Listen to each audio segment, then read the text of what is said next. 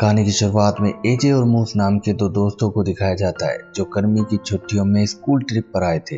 लेकिन टीचर के बताए टास्क पूरे करने की बजाय वो दोनों पहुंच जाते हैं एक डॉग रेसिंग ट्रैक पर। एक दूसरे के साथ काफी बहस के बाद वो दोनों अपनी पूरी पॉकेट मनी एक सफेद कुत्ते पर लगा देते हैं। ये वो एज होती है जिसमें किस्मत भी बहुत साथ देती है। एजे और मूस के साथ भी यही होता है। ये रेस वही सफेद कुत्ता जीत जाता है जिस पर उन दोनों ने पैसे लगाए थे। दोनों खुशी से उछलते हुए बाहर आते हैं, लेकिन तब तक टैक्सी वाला उन्हें छोड़कर भाग गया था। उन्हें एक ऐसे आदमी की गाड़ी में लिफ्ट लेनी पड़ती है जो रेस में काफी पैसे हार गया था। गुस्से में वो बहुत तेज और अजीब तरीके से गाड़ी चला रहा था, जिससे कुछ वक्त के लिए दोनों की जान जैसे गले में अटक जाती है। आखिर किसी तरह वो अपनी स्कूल ट्रिप की बस तक पहुंच जाते हैं, जहां टीचर उन पर बहुत गुस्सा थे।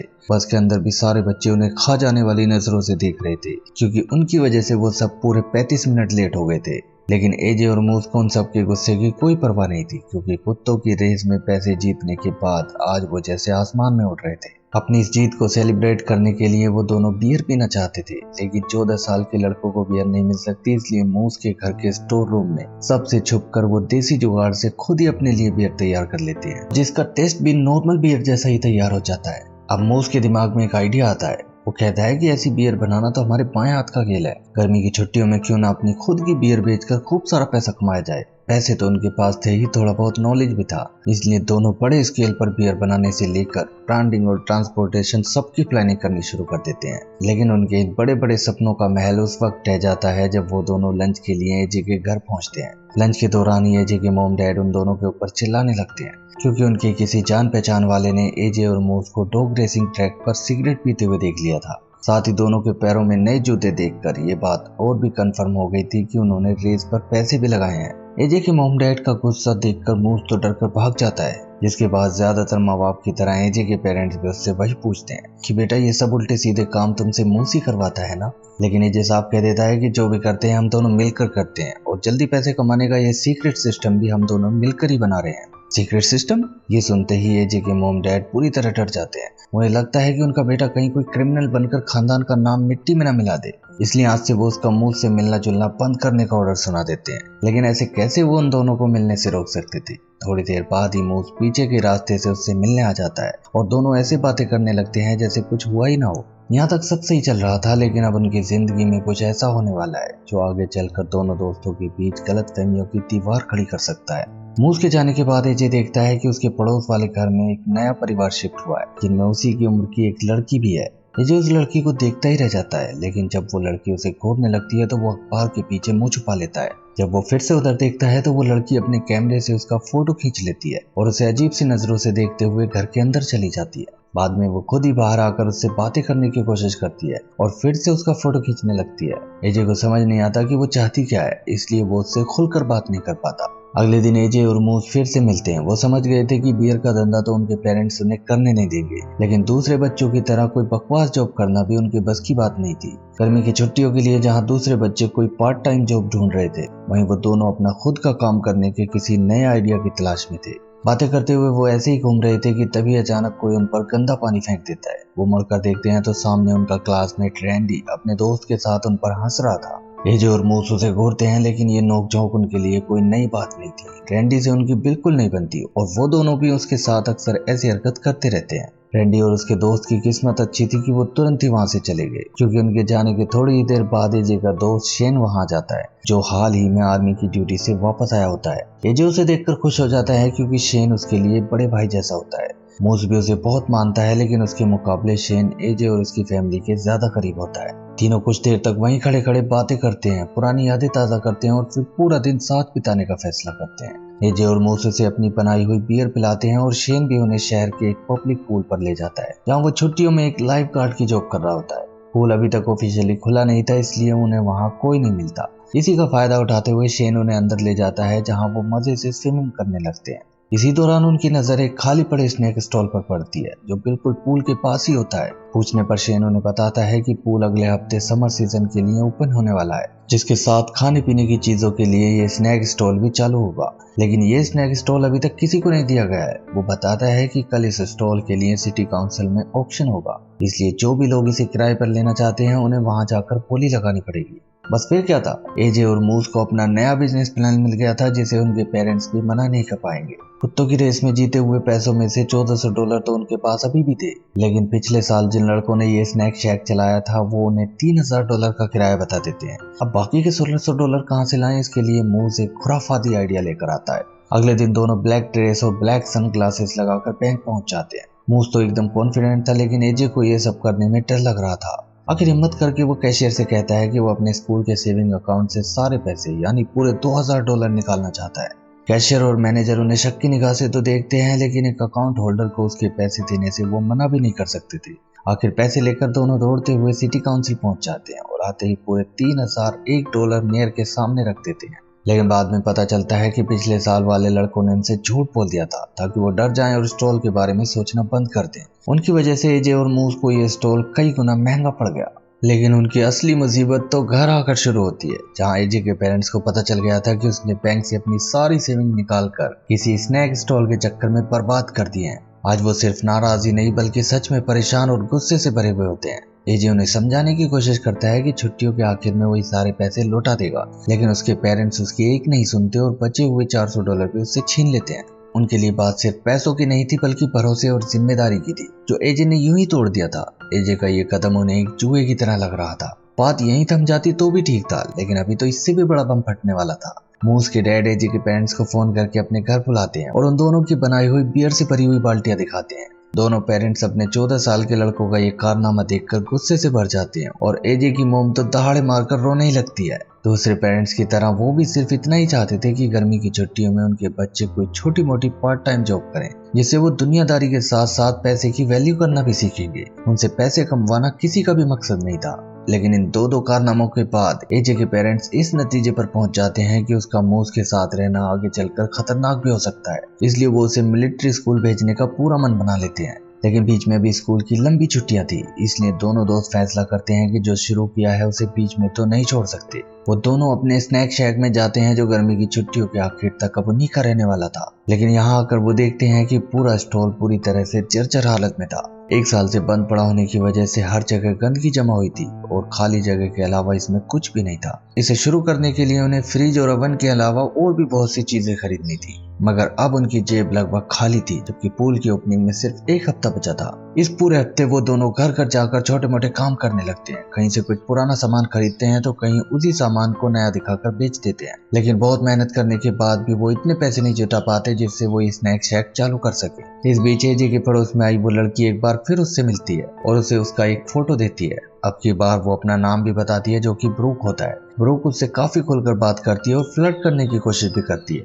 लेकिन एजे बस शर्माता ही रह जाता है और आज भी वो उससे ज्यादा बात नहीं कर पाता। अब पूरे हफ्ते छोटे मोटे काम करने के बाद भी जब एजे और मूस के पास पूरे पैसे नहीं हो पाते तो यहाँ से मूस एक बार फिर से अपना खुराफाती दिमाग चलाता है। अगले दिन वो फ्रिज और ओवन से लेकर और भी बहुत सा जरूरी सामान लेकर आता है। जब एजे पूछता है कि इतने से पैसों में ये सब कैसे खरीदा, तो पता चलता है कि मूस ये सब एक फ्यूनरल होम से बहुत ही सस्ते में खरीद लाया है। इसके बाद भी वो कुछ और जरूरी सामान लाने के लिए निकल जाता है और एजे वहीं रुककर स्टॉल की सफाई करने लगता है। तभी अचानक ब्रूक वहां जाती है और एजे से पूछती है कि क्या उसे कहीं समर जॉब मिलने की कोई जगह पता है।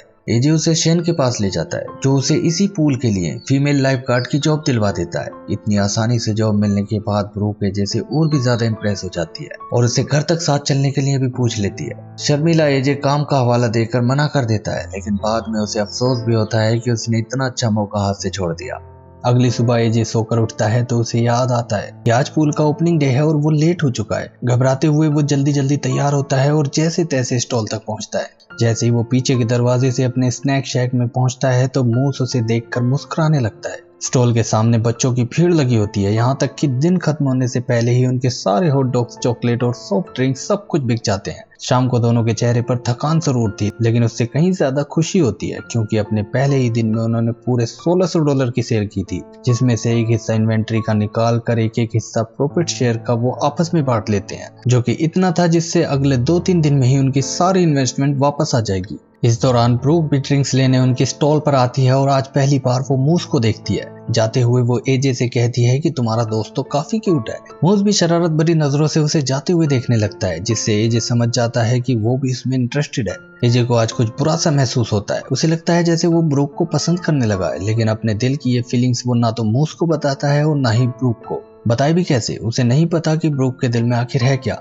अगली सुबह जब वो स्टॉल पर पहुंचता है तो देखता है कि ब्रूक पहले से ही वहां खड़ी मूस से बातें कर रही होती है। कुछ देर बाद वो अपने लाइफ गार्ड वाले काम के लिए पूल की तरफ चली जाती है, जिसके बाद मूस एजे को बताता है कि उसने ब्रूक को आज रात स्विमिंग के लिए इनवाइट किया है। साथ में उसकी कजिन भी आएगी और एजे को भी उनके साथ चलना होगा। शाम को जब वो चारों पूल पर होते हैं तो एजे दूर से देखता है कि मूस और ब्रूक एक साथ हंस रहे हैं, बातें कर रहे हैं और सिर्फ 2 दिन में ही उनके बीच एक केमिस्ट्री सी बन गई है। ये सब देखने के बाद एजे अंदर ही अंदर परेशान सा हो जाता है। उसके अंदर एक अजीब सी जलन पैदा होने लगती है। ब्रूक भी उसकी ये जलन महसूस कर लेती है और उससे बात करना चाहती है, लेकिन मूस की शरारतें खत्म होने का नाम ही नहीं ले रही थी, इसलिए कोई बात नहीं हो पाती। स्विमिंग के बाद रास्ते में भी मूस लगातार ब्रूक को छेड़े जा रहा था और दोनों काफी मस्ती करते जा रहे थे। इसी मस्ती में मूस का फेंका हुआ पत्थर पुलिस की कार में जा लगता है। अब पुलिस से बचने के चक्कर में एजे मूस और ब्रूक से अलग हो जाता है। बाद में एक जगह वो देखता है कि दोनों एक दूसरे को किस कर रहे हैं, जिसे देखकर उसका दिल पूरी तरह टूट जाता है। मूस अब हर दिन ब्रूक से ऐसी ही छेड़खानी और मस्ती करता रहता है। ये सब एजे की आंखों के सामने हो रहा होता है, इसलिए शुरुआती 1-2 दिन वो उखड़ा उखड़ा सा रहता है,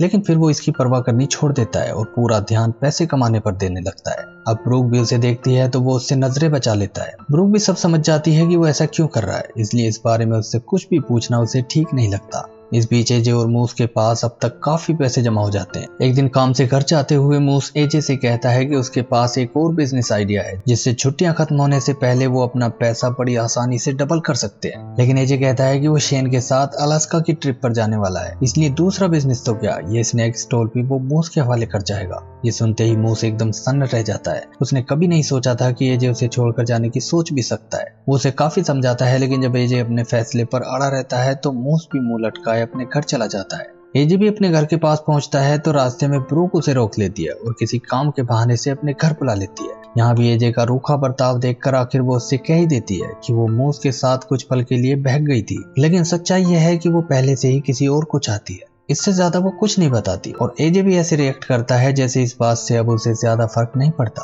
रात को डिनर के दौरान वो अपने डैड को एक लिफाफा देता है, जिसमें उससे भी ज्यादा पैसे थे जितने कि उसने अपने अकाउंट से निकाले थे। साथ ही वो उनके पसंदीदा शो के 2 VIP टिकट्स भी लेकर आया था। ये सब देखकर उसके मॉम डैड दोनों बहुत ही इमोशनल हो जाते हैं। आज उन्हें एहसास होता है कि उनका बेटा बड़ा हो गया है। रात को जब वो अपने कमरे में सोने ही वाला होता है तो खिड़की से ब्रूक उसे नीचे बुलाती है। थोड़ी देर पहले ही मूस ने भी फोन करके एजे से बाहर चलने के लिए पूछा था, जिसके लिए उसने मना कर दिया था, लेकिन वो ब्रूक को मना नहीं कर पाता क्योंकि उसे लगा कि यहीं नीचे तक की तो बात है। लेकिन पैदल टहलते हुए ब्रूक उसके काफी करीब आने लगती है, जिससे एजे का दिल जोर जोर से धड़कने लगता है और वो भी उसकी तरफ खींचने लगता है। मगर उससे पहले ही शेन वहां से गुजरता है और दोनों को अपने साथ एक पार्टी में ले जाता है, जो कि एक बंद पड़े थिएटर के अंदर हो रही थी। लेकिन इत्तेफाक से मूस भी इसी पार्टी में आया था। दोनों को साथ देखकर वो गुस्से में एजे से कहता है कि अच्छा तो मेरे साथ आने से इसलिए मना किया था। गुस्से में वो और कुछ कहता है, लेकिन तभी वहां पुलिस की रेड पड़ जाती है। पुलिस से बचने के लिए तीनों थिएटर स्क्रीन के पीछे अंधेरे में काफी देर तक छुपे रहते हैं। इसके बाद अगले दिन स्टॉल पर मूस बार बार एजे पर टोंट कसने लगता है कि छुप छुप कर घुमाने के लिए उसे दोस्त की गर्लफ्रेंड मिली थी।